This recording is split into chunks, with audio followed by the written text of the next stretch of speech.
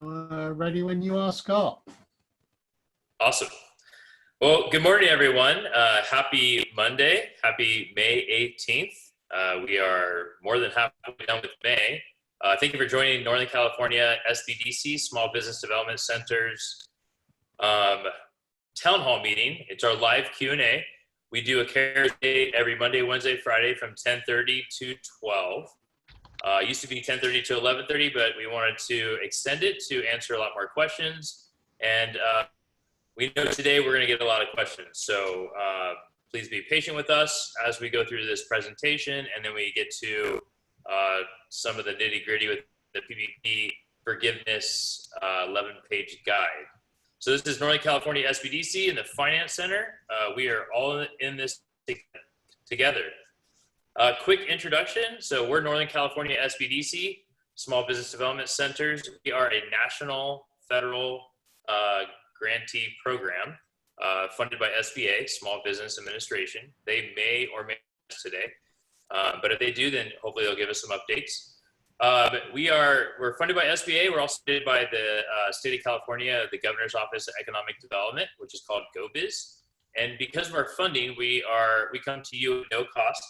We do one-on-one advising for small and medium-sized businesses. And also we provide educational workshops, webinars such as this, also mostly at no cost to help you, before COVID, help you grow and expand your company. So in Northern California, we cover the most 38 northern counties of the state. We go from the Oregon border down the coast to Santa Cruz. We cover all 9 counties of the Bay Area. We go southeast to Stockton and back up through Nevada border. So I'm the director of the Finance Center, which is a team of loan experts, lending experts that do nothing but help business owners access capital. Before COVID, that was for startups and expansion, but during COVID, it's been all around EIDL and the PPP and other types of lending platforms and programs that exist that you may not be aware of. We also have our associate director of the Finance Center. Her name is Sunita Maharaj. She's also on the call with me, and she'll be answering some of the questions as we get them. We already have 36. Our goal is to get to all of them, or as much as we can. So she's going to help me get through those, and also help me answer the questions live as we get to that part. We also have Alan Montague on the call. He is our webinar master, and he's the one that is allowing us to bring this here to you today. So, quick disclaimer. So this is our agenda. Quick disclaimer. We're going to go over the paycheck protection, the overview, a couple calculations. A lot of this information is what we normally go over, just kind of like real quickly. There is still money out there for PPP. I do see that Heather from SBA, she's from the Sacramento District Office. She is joining. So maybe she can give us an update on how much money is available still with PPP. We're going to talk about the Economic Injury Disaster Loan, the EIDL, California State Loan Guarantees that are available. NorCal SBDC, we're partnering with attorneys, and we have office hours that we offer pro bono with the attorneys and answer some of the questions that we're not able to answer on these today. And those are live open for business owners like yourself. There's this new 11-page PPP app and forgiveness guide that we're going to kind of go over briefly as much as we can. Hopefully we'll get an SBA update from Heather, and then we'll give you some of our contact info. So disclaimer is things are changing all the time. The information was correct when we put this presentation together, but things are changing all the time. We want to ask you to be patient with us, be patient with SBA, be patient with your lenders. We are doing our best to disseminate all the information that we can and get it to you as fast as we can and in the most simplistic form so that it's easy to understand. If you have not applied for EIDL, the portal is not up for all business types at this time. It's only agricultural businesses. But when it does reopen for all businesses, then we ask you not to hesitate and apply if that's something you did in the previous, before it was originally available. The PPP, please also don't hesitate to apply. That money will it will eventually go away as the first tranche did. So we ask you to please don't hesitate and apply right away. Always check with any investors or partners that you have in the structure of your ownership of your business. They may or may not want you to apply for these monies. We do not have access to check the status of your application. We ask that you be patient with us, patient with SBA. They did receive an astronomical number of applications that is not humanly possible to navigate through and get to right away. So they are going to get to you. The EIDL advances have been dispersed. There's still more to be dispersed. The EIDL loans have also been dispersed, some of them. If you're not one of those people at this time, it is going to happen. And then if you were in the queue, SBA's queue, before the portal shut off for all businesses, SBA is going to get back to you. They're going to assign you a case manager, and then they're going to communicate with you for that loan process. If you applied for a PPP and you haven't heard back from a lender, you're either in the queue really far in the hundreds of thousands, or they have a loan number for you and they just haven't communicated that with you. So it's very important to be proactive with the lenders and just try to get to communicate with you. All right, so forms for the PPP. This is if you haven't applied. If you already applied, then there's a 11-page guide that we're going to go over. But if you haven't applied, there's a universal form on the Treasury's website. You can also email us and we can get that to you. The PPP loan is a 1% 2-year loan. It's 6-month deferment payment.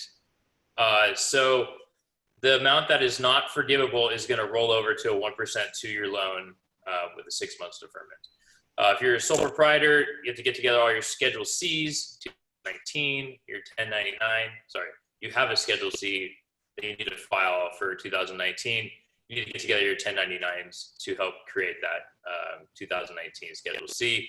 All other entities need to get together to W-2s, 940s or 941s. So the eight weeks start the day you get funded. So that was the original communication. We are going to go, you're going to see some additional changes to that. Originally it started the day you got funded, but there's another an alternative payroll period that might be available for you. All right, so what's forgivable? Now we are going to get into that as much as we can. We did receive the new documentation for that on Friday night, as most people did that had access to it or saw it. So real high, quick level, 75 to 100% spent on payroll should be 100% forgiven. You could break it up and do 25% or less on rent, utilities, and interest mortgage. So Schedule C and K for the PPP loan. To calculate your Schedule C, you take line 31, which is your profit or loss line. You divide it by 12 and times that by 2.5, and that's your loan amount. What's forgivable is you take line 31 divided by 52 weeks and multiply that by 8. That's your total forgivability. For an individual, a sole proprietor, a 1099, a contractor, or a self-employed individual, those are all the same term, different spellings, I guess. The max amount that you can get forgivable is $15,385. That is, if you take $100,000 divided by 52 and times it by 8, that's what $15,385 is. For Schedule K, calculate the following, similar to the Schedule C. If you have a number in box 14 on that, you could also get these calculations. There's not, yeah, sorry, I'll just leave it at that. So we will help you find PPP lenders. If you are having trouble or your lender is at capacity, we are here to help you find that. You can go to sba.gov/paycheckprotection/find, type in your zip code and find lenders near you, which is really cool. You could also email us and we can help you. There's a nonprofit lender in Southern California called Lendustry. They're lending all up and down the state up to $2 million for non-customers. Other non-customer medium-sized banks that are in the Bay Area is Gateway Bank, FSB, and also Pacific Enterprise Bank. If you need help getting assistance and connected with them and applying, let us know. We can help you. So there's also more PPP lenders out there. There's a lot of these non-federally regulated PPP, either lender approvals or lender broker platforms. Blue Vine Capital is one of the best that we found in the marketplace, the state of California. I'm not sure if they're doing anything national, but the state of California, Blue Vine Capital, when we get a business owner set up with them, they get back to them within 1 to 2 days and help them get financing within 5 to 10 days for PPP. They're an aggregator, meaning they have access to possibly hundreds of PPP lenders across the country that are doing these loans, and they match you up. Opportunity Fund is a direct lender in the San Francisco area, and they're all over the state. They'll do statewide lending, but they do for non-customers. They do up to $150,000 for a non-customer. So these are some great online platform tools for you to find lenders. All right, so EIDL info and forms. Unless Noah Brode or Heather Lucci says something otherwise than what I have on here that is highlighted in yellow, I think that EIDL is still open only for agricultural businesses. Is that true? That's correct. Thank you. All right, so the EIDL loan is a loan. There's two parts of the EIDL. There's the EIDL Advance, which is 100% forgivable. It's $1,000 times every employee you have, up to $10,000. $1,000 for a sole proprietor. That's the advance, and that is forgivable, 100%. There's the loan part of the EIDL, which is the economic injury disaster loan. It's a 30-year loan for everyone that applies. It's 3.75% for a for-profit, 2.75% for a nonprofit, and you don't have to make a payment until the first of the 12th month. So it's and this part is non-forgivable. There's some forms here that you may or may not have to get ready to get the money from the EIDL. If you have questions on these forms, we have them. We can help you fill them out and get them prepared.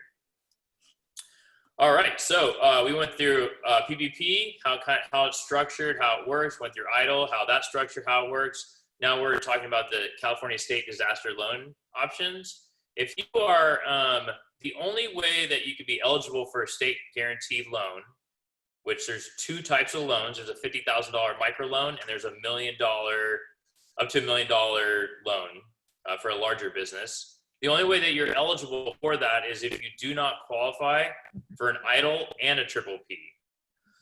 So you can't just say, hey, I got declined from PPP and now I'm waiting for EIDL, or I can't apply for EIDL.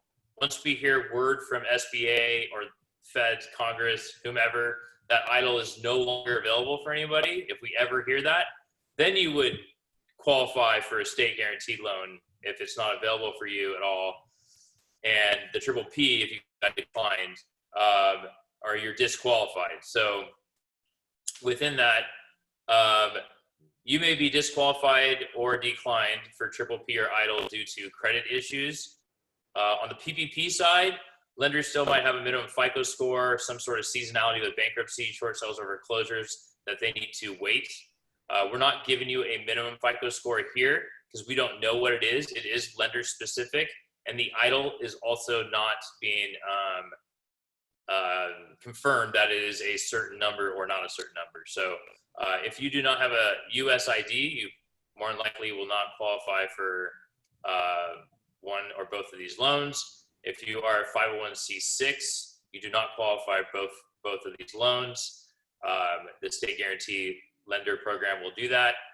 No payroll, and if you're delinquent on any federal liens, loans that became a lien, such as a student loan that you never paid back or another business loan that you had with a different venture partner. If you want to find out more about these for the microloan up to 50 grand, you go to ibank.ca.gov. If you want to possibly see if you qualify for up to $1 million through a financial development corporation, if you're in the Bay Area or Solano South, you can contact Chris Horton. He's one of our advisors. He's does some work with NorCal FDC, Financial Development Corporation. They're out of Oakland. If you are YOLO North and around the Sacramento region area, you could, there's another FDC called California Capital. Debbie Miramoto and her team do an excellent job working with business owners that are looking for capital and how to navigate that. You can go ahead and email us at loans@asksbdc.com, and we can help you, tell you if you qualify or not before we have you talk to the lenders, because of how strict they are on this decline disqualify for EIDL and PPP. All right.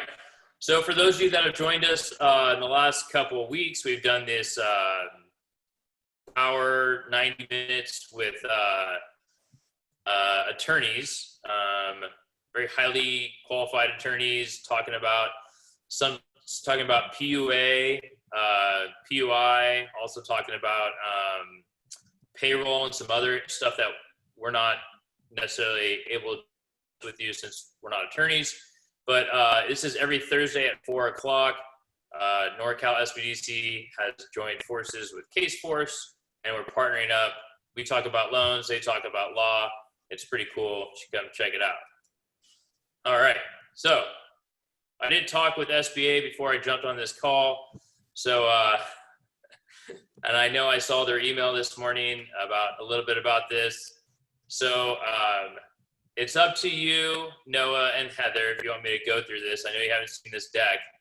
I was going to go over some snapshots of this guide as the way that Sunita and I kind of broke it down for this webinar. You want me to just go for it?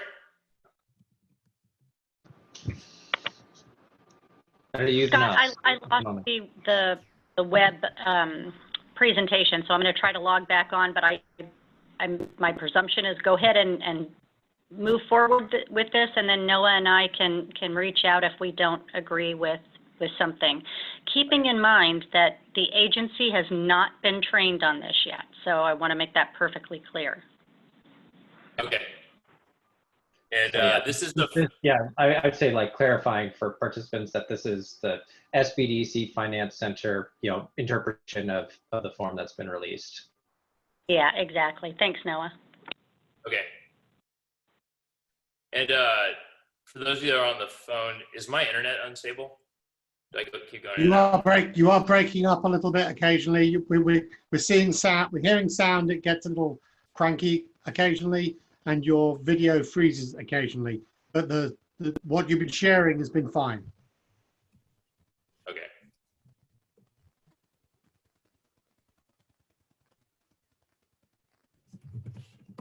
Now you seem to have frozen completely.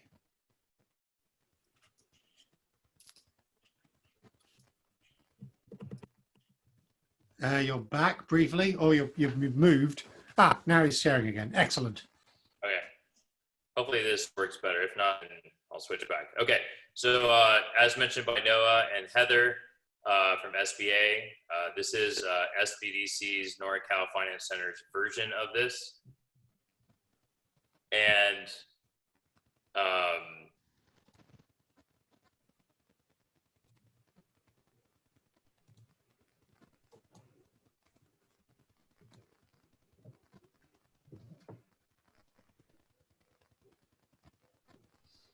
I've lost Scott again.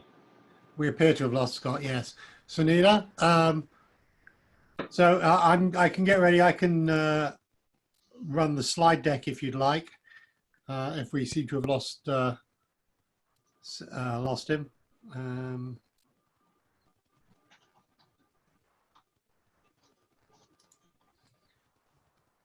Sunita, can you hear me? I can. Just want to give him a couple more minutes to get back on. Okay. I'm going to continue answering questions. all right, can you guys see me now? Yes. We can see you and we can see your shared screen. All right, sorry. Okay, let's try it one more time. Sorry, I apologize. All right, this is the top of page 1. This is really important for you to know. So this application has the following components. It has 1, the PPP loan forgiveness calculation form, and 2, the PPP Schedule A. It says in yellow here that all borrowers must submit 1 and 2 to their lender. So the other 2, 3, and 4 are important, but they need to submit them to the lender for this purpose. This is the middle of page 2. Oh, sorry, page 1. This is instructions for PPP loan forgiveness calculation form. There's this yellow highlight here that employees at the time of loan application.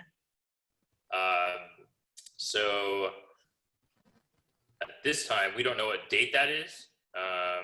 We don't know if that's the date of when you applied for the loan or the date when you got the loan. So we're still waiting for verification on that. There's also employees at the time of forgiveness application.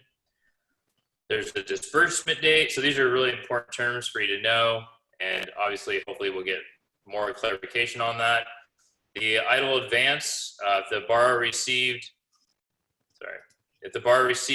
an economic injury disaster loan advance, then you need to enter that amount. This is on the forgiveness calculation form, which I'll get to eventually. Then there's the EIDL application number. If the borrower applied for an EIDL, they would like the EIDL application number. All right, so this is the covered period. The reason why I said earlier in my presentation that the 8 weeks start the day you get funded, originally that was the case. Now there's 2 covered periods that is talked about in this 11-page guide. There's a covered period, which is the day you get funded. So if you get funded April 20th, as it says here, that's the day it starts, and it goes to June 14th. Then there's an alternative payroll covered period. So it says for administrative convenience, borrowers with a biweekly or more frequent payroll schedule may elect to calculate eligible payroll costs using an 8-week, 56-day period that begins on the first day of the pay period after they are funded. For this example you see here, if they got funded on the 20th and their payroll doesn't start till the 26th, then essentially you have an alternative payroll covered period, and it starts a week after, or 6 days in this case, after the day you got funded, so that you can jump right into your payroll period and you don't miss one. Yeah. This is also blurry, I apologize, but there is a clause on page, let's see here, what page is it? That's on page 1. Thanks, I apologize. It's on the bottom of page 1, and it says that if the borrower received loans in excess of $2 million, so you check the box, the borrower together with affiliates. So the way I read this was that any loan below $2 million is not necessarily going to be going through as much scrutiny as a loan that is over $2 million. That's why I read that. There's the EIDL Advance Deducted from the PPP. We talked about this in previous webinars. Says, line 11, the applicable SBA will deduct the EIDL amounts from the PPP forgiveness amount. So we talked about this. This came out originally when we started talking about this. So this is, to me, this looks like it's confirming it on this guide. All right, so a lot of information on here. I know we did our best to condense as much as we can. As you can see, we already went through 4 slides, and that it kind of talked about page 1. Now we're on page 2. So the bottom of page 2 talks about eligible costs. So eligible cost, payroll costs. It says eligible for forgiveness for the payroll costs paid and payroll costs incurred during the 8-week period. So paid and incurred, meaning some people were asking us before, can we pay all $100,000 in 2 months? And in this case, that would be no. So if you read this, the way we read it is that it's eligible for forgiveness for the payroll costs paid and also incurred during the 8 weeks. So it talks about, payroll costs are considered paid on the day that paychecks are distributed. Payroll costs are considered incurred on the day that the employee's pay is earned. And it says count payroll costs that were both paid and incurred only once. So you can't double dip per se. So that's eligible payroll costs. We've talked about this over and over again. Then there's eligible non-payroll costs.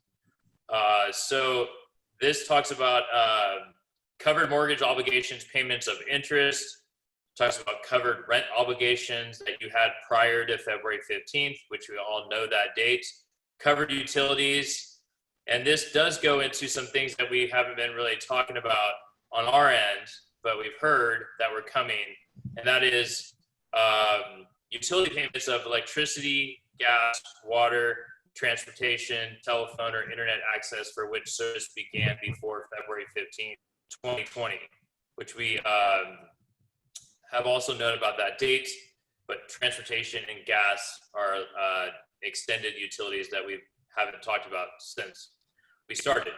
So an eligible non-payroll costs, it says, must be paid during the covered period or incurred during the covered period and paid on or before the next regular billing date.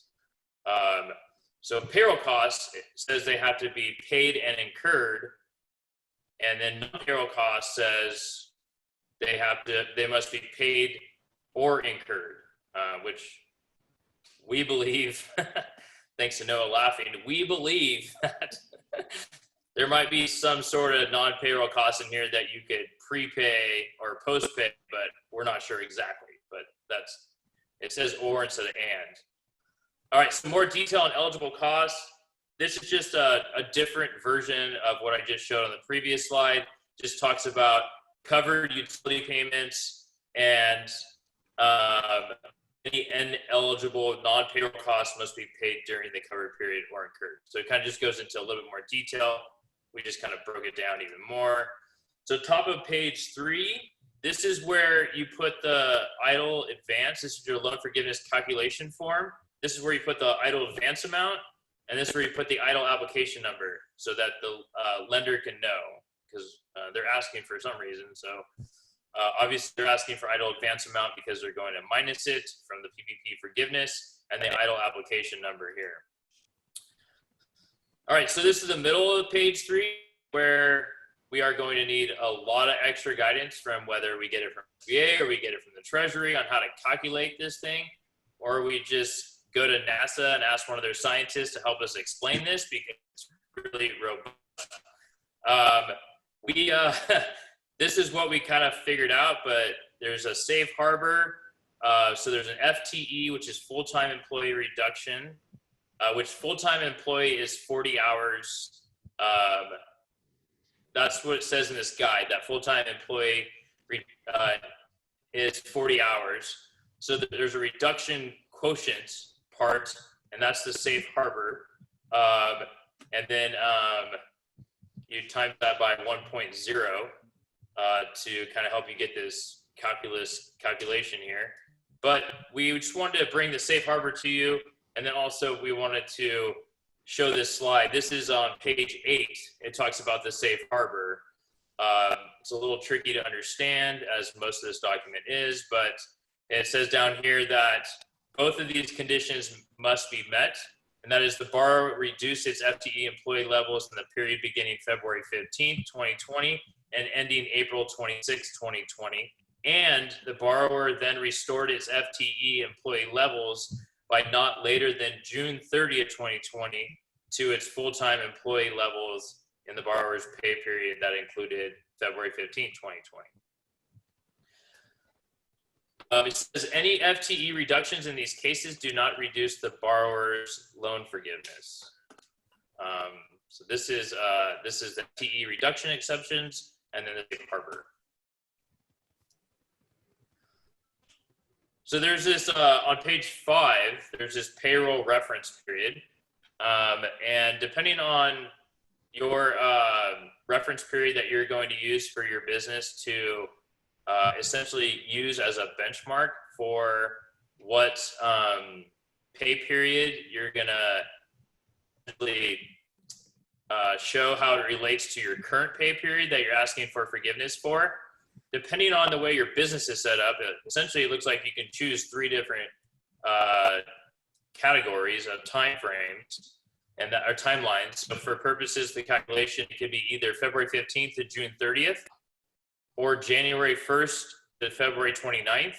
Or if you have a lot of seasonal employees, you can choose periods are consecutive 12 months between May 1st, 19 to September 15th, 2019. So a lot of great things to think about here. And it's going to be kind of fun putting this all together. But apparently you get to choose between 3 different time periods to relate to your PPP forgiveness. All right, so the paperwork needed to get the forgiveness, obviously you have to fill out this schedule worksheet, or the schedule worksheet we talked about. But this is stuff that they've been talking about from the beginning. You're going to have to get bank statements, tax forms, payroll, reports like 941s, payment receipts, canceled checks for utilities, and all that great stuff. So a lot of paperwork they're going to have to get together, but we're here to help you.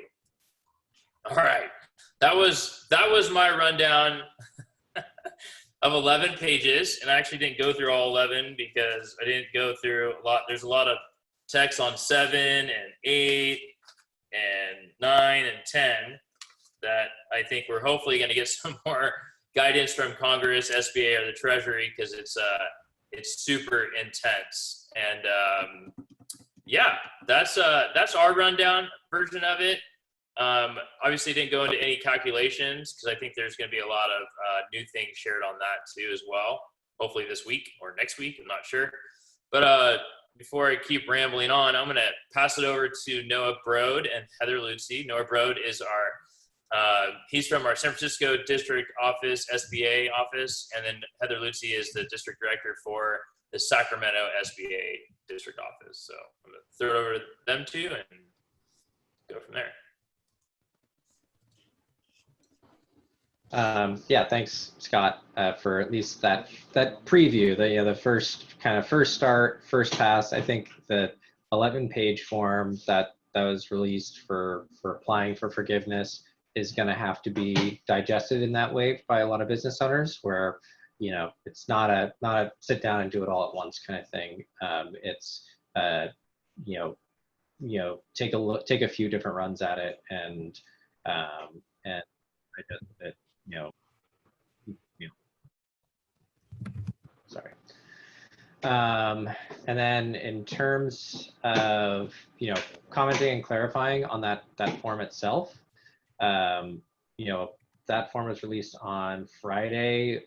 We're still waiting for rulemaking to come from the Treasury Department, which I think will provide a lot of additional context and a lot of as with kind of all of the policy making that's happening in real time with the programs. As soon as you get answers, oftentimes it raises new questions, and maybe some items get answered, but in the process of being answered, they raise up new questions, and some answers we're still waiting for full resolution on, which we're still waiting for that rulemaking to go into place from Treasury and from SBA.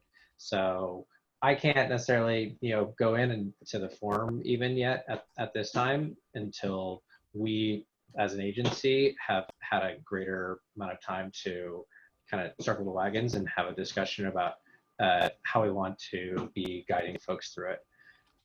I don't know if you have additional items to add on to that, Heather. No, I think actually you touched on it great, Noah. Clearly, we got this documentation on Friday evening and have reviewed it over the weekend, and there are a lot of unknowns at the present time, so I would just, stay tuned for further guidance. If you are so inclined, you can clearly look at the loan forgiveness application on the Treasury and SBA website. And then also of note is that we have number 12 for the IFRs on the PPP, so the interim final rules. And keeping in mind that this is a very fluid program, and there was, again, the 12th IFR that was released this morning, And that particular one has to do with employees in foreign-owned entities. So again, good reading, but until we have some more information on the forgiveness piece, we're really precluded from making any assumptions. Yeah. Probably not. Yeah, that's not the most satisfying, I'm sure, to to like can't swing in and say like we have all the answers, because we are in this state, kind of this moment where we have the four corners of that application process itself. When business owners are filling out and working with that application, they will ultimately be working with their lenders to submit it, and so ultimately, as has always been the case with the PPP, the other piece of guidance I have to folks is always to work closely with their lenders also, because we've got the form itself, but as you may have seen with, for instance, like the application form to apply for a PPP, lenders collect the same information, but they have discretion in terms of how they really roll that out to their clients as well. So it's always really good to work closely with your lender as well to get a sense of how they're interpreting the forms and how they're approaching it. Noah, that's a great point, because keeping in mind that this is the loan forgiveness application from the borrower's perspective, there still is going to be additional guidance provided to our lending partners, and we're still awaiting that. So stay tuned. Awesome. Well, thank you very much, Heather and Noah, for going over that. And I'm sure that these calls the rest of this week and the next 2 weeks are going to be so much more fun and exciting with a bunch of new updates. And I can't wait to live this through with you guys. I still think of note is that there's still a lot of money left in the pot, and quite frankly, if you were on the fence about applying for the PPP program, this may be, now that the forgiveness application is out there, take a peek at it and see if it is beneficial for your business and or the business of your clients. And with that in mind, we talked about, the economic injury disaster loan not being available to the general public currently and just to the agricultural businesses. But again, the Paycheck Protection Program still has funding available. And then the other thing that really is not getting the attention that I believe it really deserves is the debt forgiveness component of the CARES Act with respect to any current SBA guaranteed loans, either through microloans, 504 or 7A, and then also newly originated loans. So again, if there was a perfect time to apply for additional financing or expand your business or move to a different location or buy the building that you're in or whatever the case is, SBA is paying all of the fees, all of the payments, principal and interest for 6 months on any newly originated loan. So I really think that is getting or not getting enough publicity and attention, because I think it's just such a valuable tool for those businesses that have been on the fence about expanding. Thank you very much, Heather.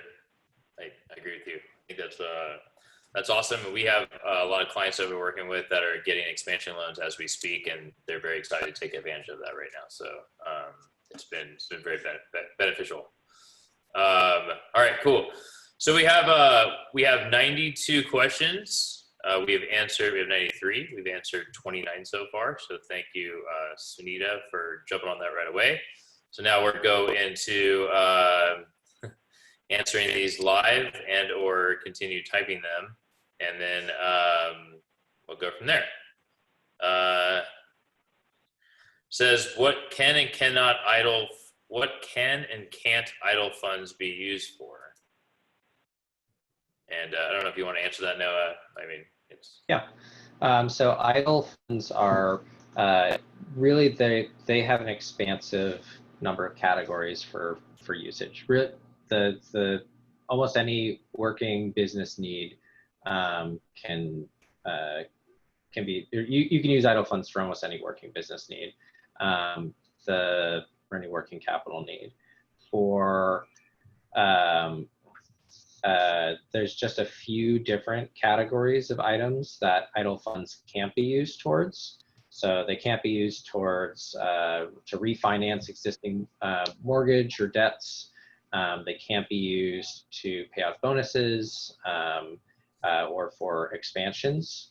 And they can't be used to pay if you have like tax penalty payments that you need to pay. You can't use them towards that. But you know, in general, any working capital need that a business might have, you can use those idle funds for. I'm trying to think if I forgot anything else. Yeah, dividends or bonuses, refinancing long-term debt, tax penalty payments, expansion costs. Those are the kind of 4 categories that you can't spend it on. But yeah, you can use it towards fixed expenses, rent, payroll, interest payments. If you have special expenses because of this shelter-in-place orders, you know, all those hand sanitizer expenses that you wouldn't have been paying otherwise, accounts payable, payroll, it works for any of those categories. Okay, thank you. Question, we had a PPP funded on May 8th, but the county has not allowed us to reopen yet. How can I use the PPP loan for payroll and 8 weeks to be forgiven? So, yeah, so you can answer that if you want. Yeah, so it is perfectly in line with the intentions of the Paycheck Protection Program to pay people to stay at home, even though your business may still be closed. So the structure of the PPP is designed to keep people off of unemployment, to keep them to have them continue to receive their paychecks. It does not mean that, you know, if the shelter-in-place orders are still in place, it doesn't mean you have to pay people to just stay at home. If some portion of your business can be shifted so that it can be done remotely, you know, you can pay people for that. For the work that they're able to do remotely, you can, if there's training or workforce development for your staff members, something that they could benefit from knowledge, from developing, that they can then bring back to the workplace after the shelter-in-place orders lift. You can pay for your employees to develop those skill sets. But if none of that works, you should bring your employees back on the payroll and pay them to stay at home. Thank you.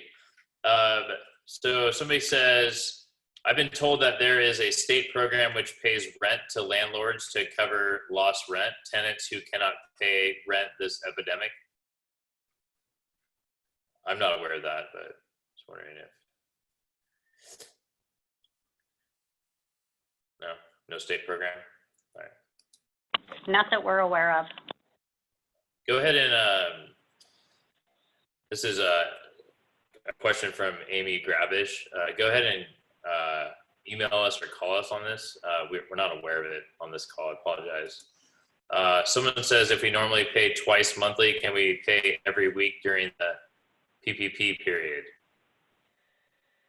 And I think the answer is no, unless we're going to wait for further guidance on that. If they normally pay twice monthly, can they pay every week? You can actually change the way that your payroll dates work to coincide with the program.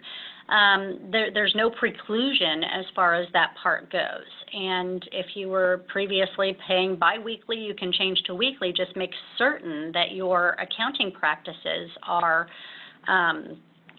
such that it's not going to cause issues with your 940 and 941 reportings. Okay. Thank you. If staff not back to work, PPP is a viable for work share unemployment best choice to toggle back and forth of UI. Actually, I'm not sure if Noah or Heather, if you know anything about the work share thing for unemployment, for best choice to toggle back and forth of unemployment insurance, or I'll probably have to pass this off to the attorneys that we work with. Yeah, I mean, we really wouldn't be discussing any unemployment insurance other than we do know that if it's your intent to bring back employees and they're currently on unemployment, you can ask them to pause that unemployment during the pay cycle for the Paycheck Protection Program, and then they can resume getting benefits afterwards if you're still not in a position to reopen. Okay. Somebody put their EIDL number in here. It says, have not received my EIDL advance, even though I've been told for 3 weeks now that the system has everything. There is a loan amount, but I've received no email invite to the SBA portal. What can I do to make sure I've not fallen through the cracks? Unfortunately, it's just a waiting game. There's nothing else to do but to wait. With the amount of applications that have come through the system, it has completely overwhelmed the agency and our systems, and we have searched for outside assistance with that. So, you know, we're looking at appropriate measures to bring on additional staff, to partner with other entities, to bring on other federal partners. And as a matter of fact, we brought on 500 FEMA employees to assist in processing those EIDL applications, and it's still not enough.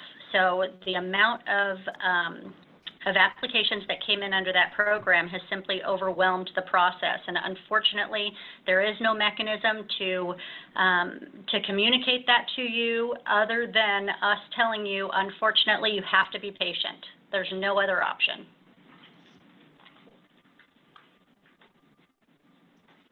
Says EIDL borrower term states, borrower will not relocate unless written permission from SBA. Could you expand on this? So typically that's put into the notes and certifications from the borrower simply because of collateral. So when we're securing collateral, we want to know where that collateral sits.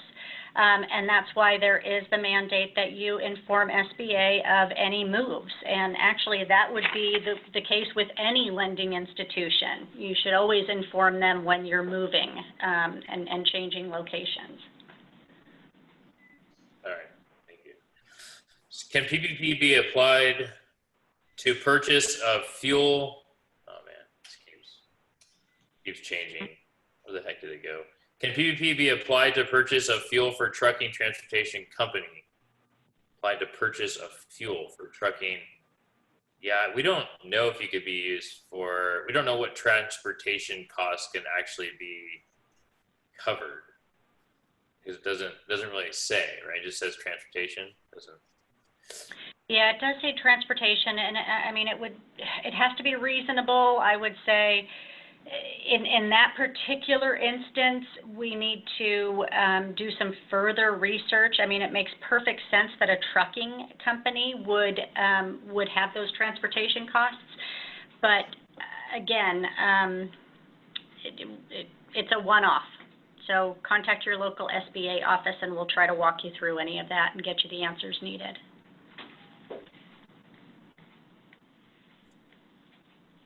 Okay. So we've answered 53, we have 96. The questions just keep coming. Everyone on the line is doing a great job submitting their questions. So it says, please define transportation. Is that gasoline? So we don't know at this time if it includes gas. Says, I'm a sole proprietor with a simple IRA with employer contribution for my IRA will my employer contribution for my IRA be forgivable just like the rest of my staff?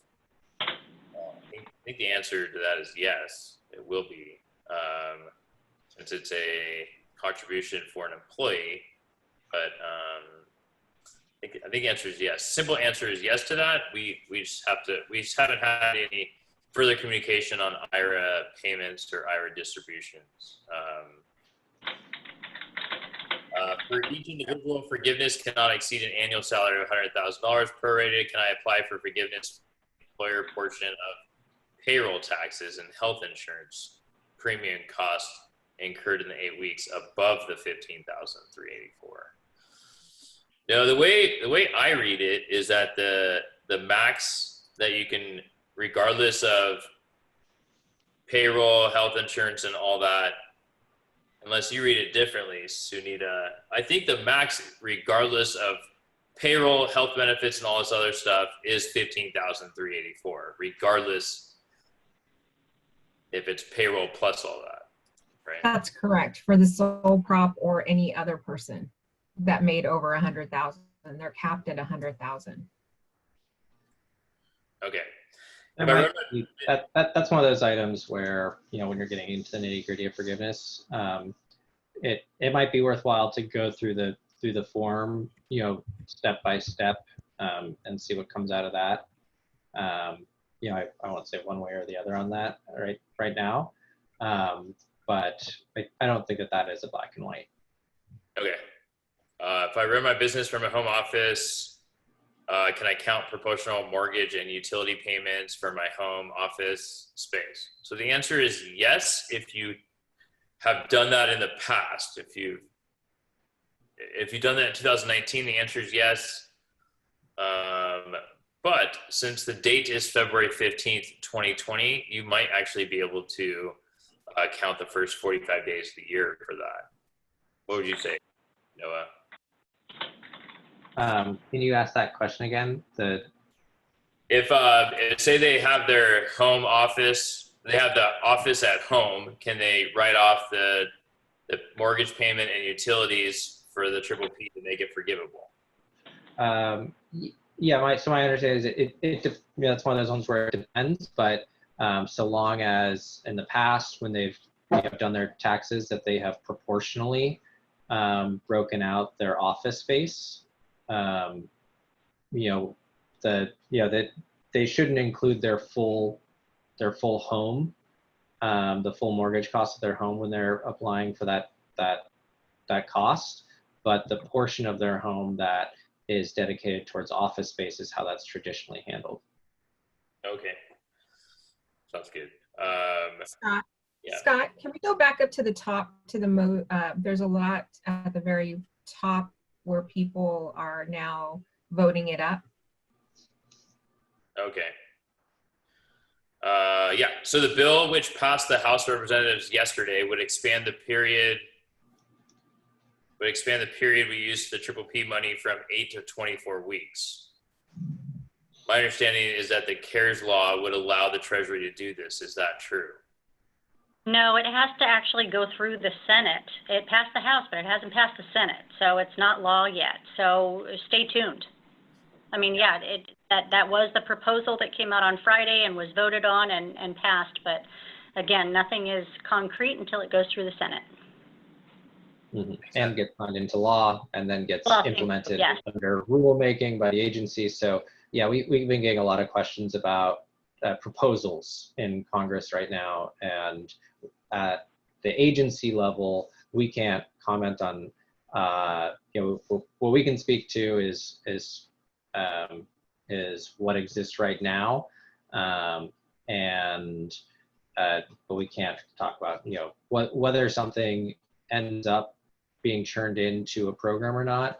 It has to go through a long process. Has to pass the House, has to pass the Senate, has to get signed into law by Congress, has to be implemented by the agency. So even if everything passed, tonight, it would still not happen. It still wouldn't be something that people could take advantage of or participate in until at least a week had gone by or more. Says, can you clarify the FTE requirement, which is full-time employee? I understand that we can build up to the full-time employee number we had before, i.e. by the end of the time at that number. Is that correct? Or does the average during the whole weeks have to be the number of the FTE? So the new guide would answer your question as yes. You can do your best to try to get up to your full-time employee number as before June 30th, 2020. So I think the simple answer is yes. If you want more information on that, you can email us. or call us. Let's see here. So PPP loan forgiveness guideline doc, it requires idle grant amount. I received $10,000, but it is not part of forgiveness calculation. Will SBA subtract $10,000 from my loan forgiveness after I submit it?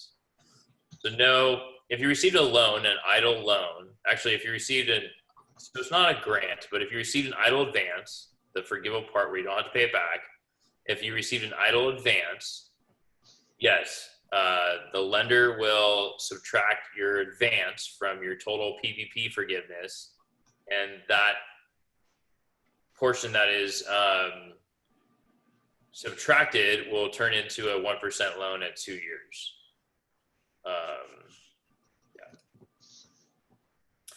PPP forgiveness for Schedule A worksheet table 2, does the FTE reduction exception apply here as well? We have someone who made over 100 grand in 2019 is working in the covered period who voluntarily requested and received a reduction of their hours. Should this person be counted as an FTE? Well, if the person is 40 hours or salary full-time, then yes, they would be counted as full-time employee. But if they're under 40 hours and they're not salary, then I think the answer would be no. For PPP forgiveness, do payments on your payroll processor like ADP, Gusto, where a business pays them to process payroll, are those payments allowable as part of PPP forgiveness? And if you have to update your QuickBooks software, can that also be? So I don't think your update for QuickBooks software is covered. And I also don't think that what you pay for online tech platforms like Gusto is also covered. I don't think that's, yeah. My PPP period is up June 8th. If I lay some of my employees off immediately after it's over, will it still be forgiven? I can't afford to keep them on without PPP funds. So, I mean, technically you could. This money's not used to hire people back and then just let them go again. It's to get them off unemployment, but we're not going to tell you that that's okay. I mean, I'm not, but you got to do what's best for you and your business. Will SBA be making this form into a portal like they did with the EIDL to streamline the process? Well, so one of the things, so similar to what happened with the application process, what we saw for the application process for PPP is this form that was released. Primarily, it was for lenders to take and implement and incorporate into their existing, into their kind of existing systems. So most applicants, many applicants who applied for PPP didn't even end up using our government-looking form. They answered all the questions, but the lenders implemented the form in kind of a more user-friendly way, or they had their own, they had a website that was dedicated towards taking that input. Likewise, what I will likely see with the PPP is lenders doing something similar as well, creating and incorporating this form into their own processes. We have over 5,000 different lenders that are participating in the PPP program. So what will likely occur is what happened with the application process is there'll be about 5,000 different ways to ultimately apply, and it will depend on your lender what that exactly looks like. Thanks. Can we get the link to this recording or PDF? Yes, Alan's going to hook that up. Are they still processing EIDL loans? I got one in the first round, but still waiting to hear. I got in the first round, so waiting to hear if they're accepting me for this loan. If you applied before March 29th and haven't heard back yet, are you still saying that they should reapply right now, Noah? Or only if they have an application number that started with 2, with the number 2. All right. And if they haven't, some people got the message and they already reapplied once. So if you have already reapplied once, you don't have to keep doing it. Yeah. Okay. And I will say that there's been a significant amount of additional approvals that have gone out under the Economic Injury Disaster Loan Program over the past couple weeks. So it's really ramped up a lot. I know a lot of people are getting determinations and messaging, and there's been a lot of movement in that program. Okay. Is internet and cybersecurity update covered under PPP loan as part of utility? So internet is, I don't think cybersecurity update is. Workman's comp payments forgivable under PPP as payroll costs? And the answer is no. Nope. I've got one. To get our employees off of partial unemployment, we gave them a pay raise to compensate for their $600 a week that they were getting through unemployment. Are they now going to have an issue with forgivability because they've increased the payments to their employees? Mm-hmm. Yeah, this is a great question. And it's one that last week I didn't have, we didn't, I was telling folks, just to proceed with caution on that because we didn't have guidance on it. We still don't have, really clear guidance on it, about the degree to which you could increase salaries. But what we do know is that from the form for applying for forgiveness, there is not a existing part of that form that will that holds pay raises against any forgiveness portion calculation. There is a process in the form that was released for reducing the amount that can be forgiven if salaries are reduced or if headcounts are reduced, but there isn't there isn't a process on that 11-page form for treating the opposite scenario. So that's not to say that there won't be other guidance or rules or limitations on how much you could raise how much you could raise salaries by that come out, but I think the form that was released is at least a good starting place for business owners to get a sense of where the priorities are for under the Paycheck Protection Program. Awesome, thank you. Is FTE 40 hours or 30 hours? I've heard both. It's based on this guide, it's 40 hours. My number starts with a 3. Does that mean I don't need to reapply? It has to be a 3.6, right? Or is it 3.3, or does it matter? It starts with the 3, it should be fine. Okay.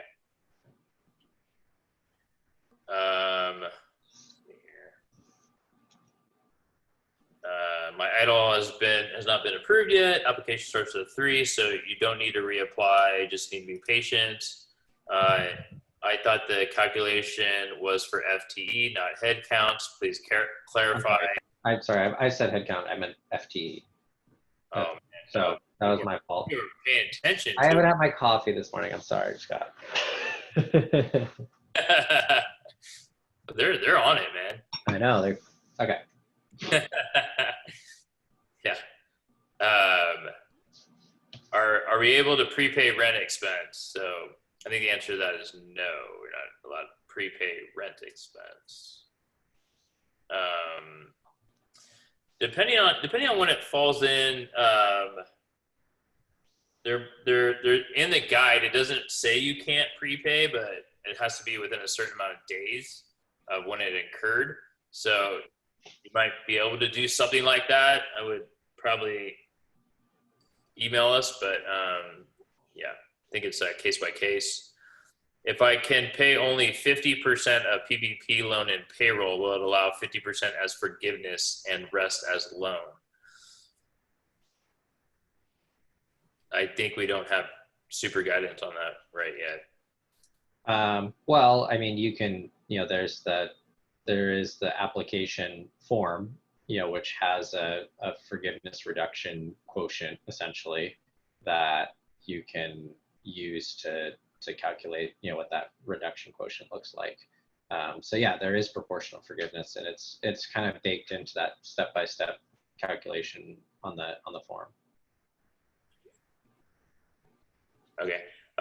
So we've answered 86. We have 90 left. We have 21 minutes. We're not going to get to all your questions. We're going to do our best to answer as many as we can verbally right now and also typing. Please email us or call us. We do have live people that can talk to you right away on the phone number. That's the best way to get a hold of us, the fastest. Outside of that, we will answer your emails. We'll get back to you same day and get you to an advisor at no cost. Says, why did you say the EIDL advance is forgivable when it's deducted from the forgivable portion of the PPP per your last seminar? It is forgivable. Well, I mean, it is forgivable. So if you only got an EIDL, you don't got to pay it back. So the EIDL on its own, it is not a program. If you get that EIDL advance, you don't have to pay it back. And if that was the only program you participated in, that's fine. If you're participating in 3 or 4 or 5 or 6 or 7 or 8 programs, sometimes they interact because the structure, by law, you cannot receive benefits for the same purpose, for the same. You can't receive multiple benefits under different programs for sort of the same disaster. And the situation where the EIDL advance gets backed out of PPP forgiveness is in line with that, with existing law in that respect. So that really only applies to people who applied to both programs and are receiving benefits under multiple programs. Okay, that's a great clarification.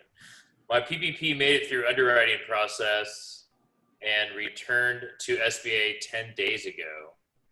Any word on SBA timing for approval and disbursement? Well, SBA doesn't approve or disperse PPP loans. So maybe they're talking about an EIDL. If it's a PPP loan, it stays pretty much 100% with your bank. The only, your bank does the underwriting, the disbursement, the closing documents, the evaluation. The only place where SBA gets involved in that respect is when the bank has made a decision to approve a PPP loan, they communicate that approval to SBA, and SBA reserves funding under the program for that bank. And it's a almost entirely automated process as well, without SBA involvement, with almost no SBA involvement for the PPP program.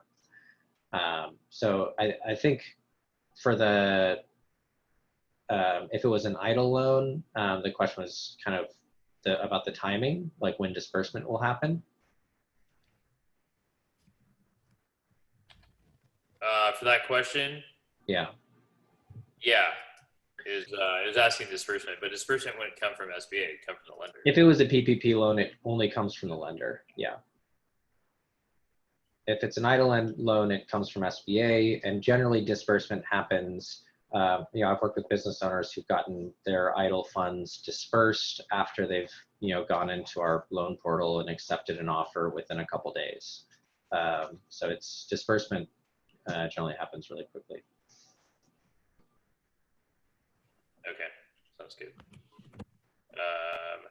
Response to EIDL rejections. If a business was in construction, if it was constructing their location, open January 2020 and forced closure due to COVID, invested over 600 grand if the business is in distress, can they reapply after EIDL reopens and support to apply correctly to qualify? Should they go to iBank first because of the EIDL rejection? Well, yeah, they have to be declined by PPP as well, unless they don't qualify for PPP because they didn't have any payroll because they opened in 2020 and then had to close down. So they could technically reapply after EIDL reopens if they wanted to. Yeah, there's nothing holding back. Well, they said that they were declined for an EIDL. Yeah. Okay. The first round they were declined. Yeah. Okay. So I wouldn't, even if it reopened for new applications, if you had a declination, if you just went back in and put in another application, they wouldn't consider it anew. You would have to ask for an appeal. And usually when you get a declination, it has instructions for how to submit an appeal for reconsideration from the SBA under the EIDL program. But there's an email address and a fax number, and essentially what they're looking for is, when you ask for a reconsideration, there's kind of two things. One is reconsiderations are subject to availability of funds. So that it's a really big question right now for the EIDL program for this particular disaster situation, whether there will be availability of funding for reconsiderations. And so I don't have an answer on that, but that is a question mark. But when you go to submit for a reconsideration under the Economic Injury Disaster Loan Program, what they're going to want to look at is some significant information that that would have changed the underwriting decision for the Economic Injury Disaster Loan, that loan officer's decision, because credit score is oftentimes a big determining factor in making the economic injury disaster loan decisions. So oftentimes what I encourage folks to do is before they put in a reconsideration, take a close look at their credit and see if they're, I worked with a business owner, for instance, that they had missed a loan payment right before, like a loan payment right before they had submitted for EIDL, and that really negatively impacted their application. And so they reached back out to their lender. Their lender actually wrote a letter in support and backed out the hit on their credit for that missed payment, and then they resubmitted a reconsideration with that additional information. And it seems like that's the kind of stuff where it's not simply to say that they want to say like, okay, here's a different financial picture that wasn't completely captured in that first application, essentially. Thanks, Noah. Yeah. All right, so I'm going to read. So we have 13 minutes. We've answered 110. And we have 77 still there. There's some questions at the top that are like paragraphs, so I'm going to read them because it sounds fun. All right, so the original PPP loan forgiveness, we were told was if 75% was spent on payroll, 25% on rent, utilities, mortgage interest, the loan would be forgiven. Now that it seems to not be the case for Schedule C loans, the new forgiveness equation of line 31 divided by 52 times 8 means approximately 25% will not be forgiven. Why has this changed? Well, it hasn't really changed per se. You may just be calculating the Schedule C portion of payroll. Well, I think that the question there is really because there was the way that sole proprietors and self-employed applicants are handled is different under the Paycheck Protection Program than businesses that are paying out salaries through W-2s and through very traditional payroll expense in another way. So, and that was a decision by the administrator in consultation with the Treasury, how they wanted to handle self-employed applicants who file taxes in a different way and have different ways of reporting, interpreting what payroll is essentially for a business owner that employs themselves. And in that case, the administrator, in consultation with the Treasury, had to make a decision of how they wanted to treat those scenarios. And they looked at just the net income for those individuals. And I still, I don't actually think I don't know if there is full clarity on whether the rent, utilities, interest, those other categories are fully backed out of full forgiveness or not yet. I would take a closer look at the form and see if sole proprietors, it is asked that they back that out completely. Because I'm not sure if that actually is reflected in that form or not, but it is a big question mark on that. Okay. How can no one know what transportation means? Funny question.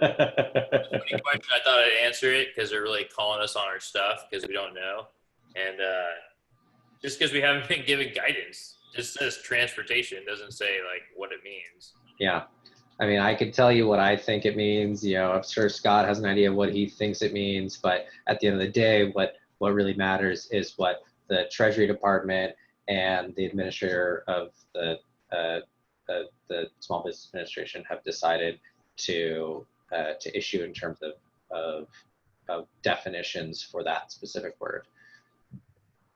Okay. And what it encompasses and what it doesn't. Yeah.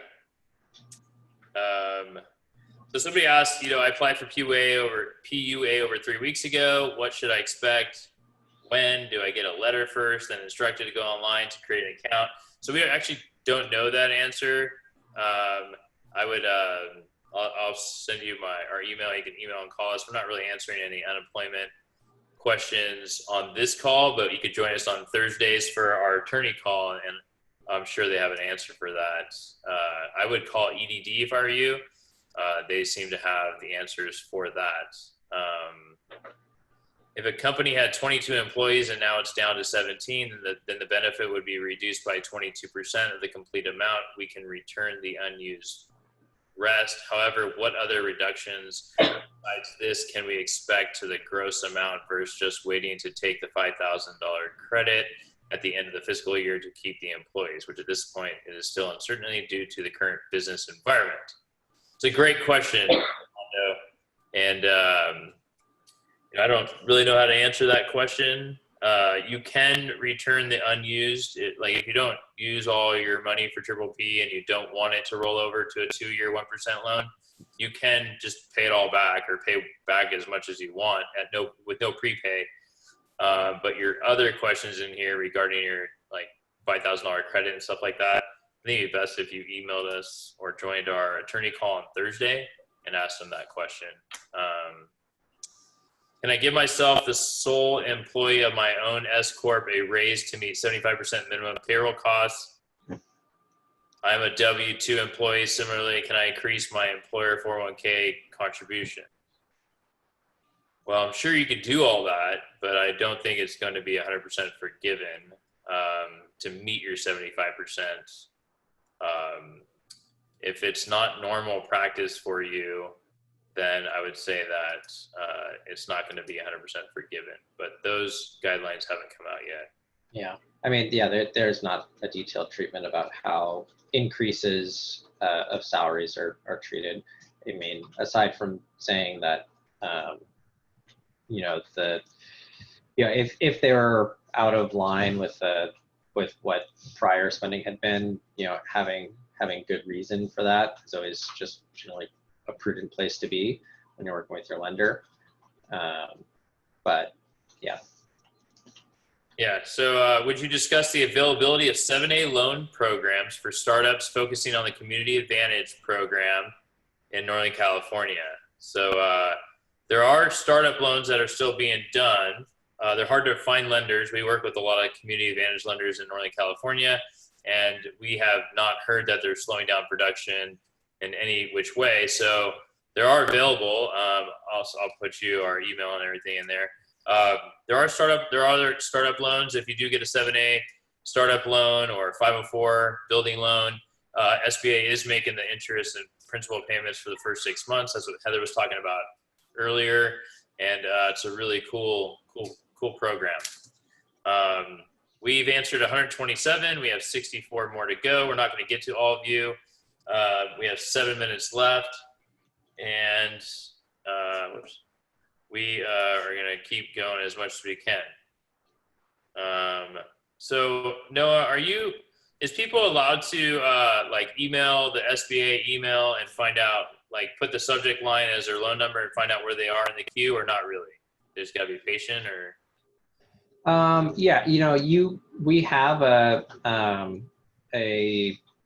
contact with the Office of Disaster Assistance. So if you send in a request to our office, we can loop it in our Office of Disaster Assistance folks.